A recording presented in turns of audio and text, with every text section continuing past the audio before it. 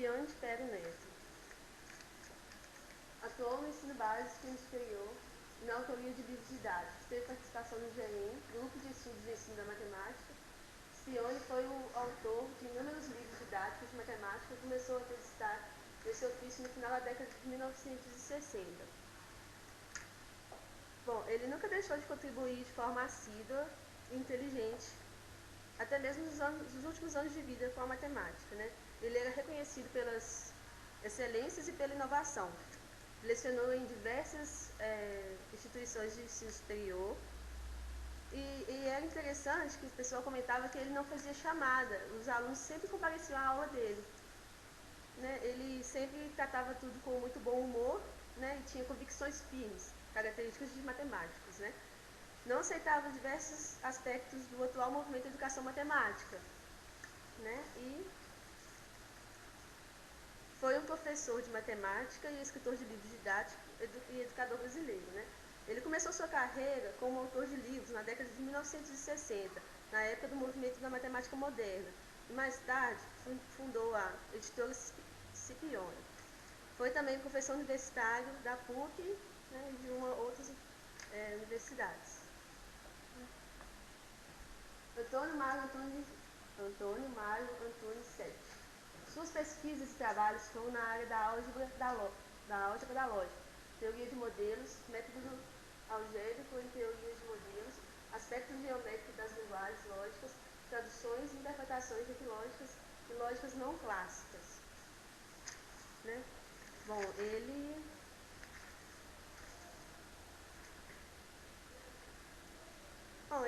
iniciou sua atividade profissional como professor da Universidade Federal do Rio Grande do Norte. Né? Ele, mais tarde, trabalhou na Universidade Católica do Rio de Janeiro e, logo depois, foi para o Instituto de Matemática, Estatística e Ciências da Computação, da Unicamp. Né? Ele se destacou muito na área da lógica.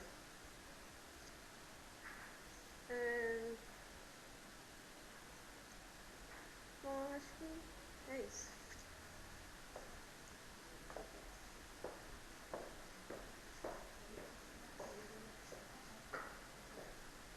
Miguel Lemos.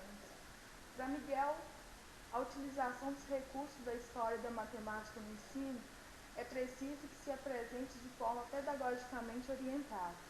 Isso é, uma história viva, humana, esclarecedora e dinâmica. Poderia constituir-se em ponto de referência para a prática pedagógica problematizadora em matemática. Miguel Lemos apresenta argumentos questionadores sobre a existência da história da matemática no ensino. Para ele, a história é uma fonte de motivação, é um recurso a mais para solucionar problemas. Ele apresenta 4 argumentos questionadores muito fortes: a ausência da literatura adequada, a natureza imprópria da liberdade disponível, o fator complicador, que pode apresentar um elemento histórico, a ausência na criança do sentido do progresso histórico. Então, se todos os livros didáticos trouxessem a parte histórica da matemática, como, por exemplo,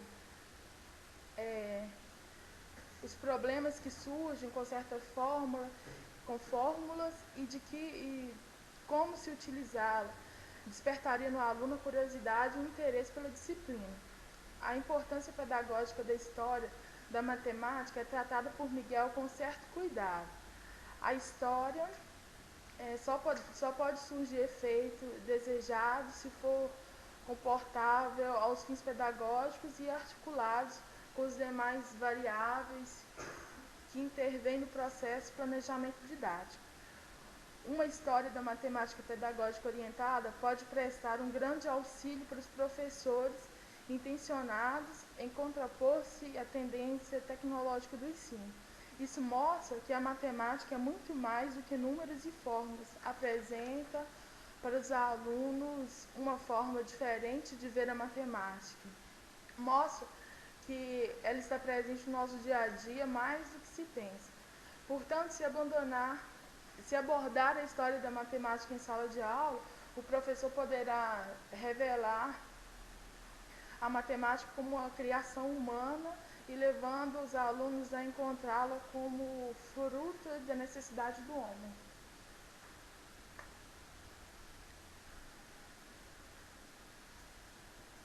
Miguel Maurício da Rocha, além de excelente matemático, né, foi um dos mais notáveis matemáticos do Brasil, ao lado de Gomes de Souza e Manuel Amoroso Costa.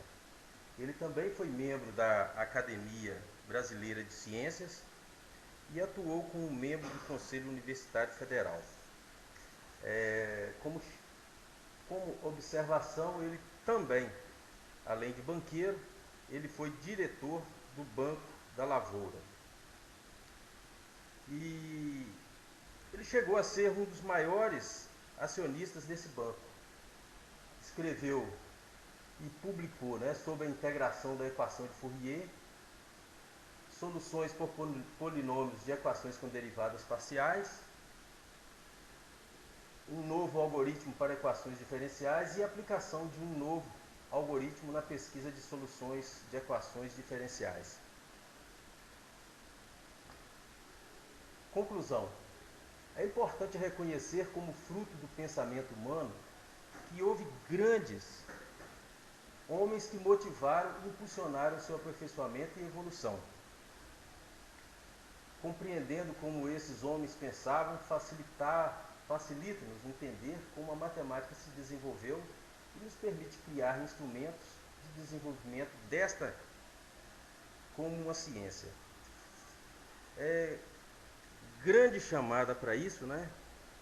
Eu acredito que se hoje pudéssemos fazer chamadas de jornais, nós estaríamos tratando uma Folha de São Paulo ou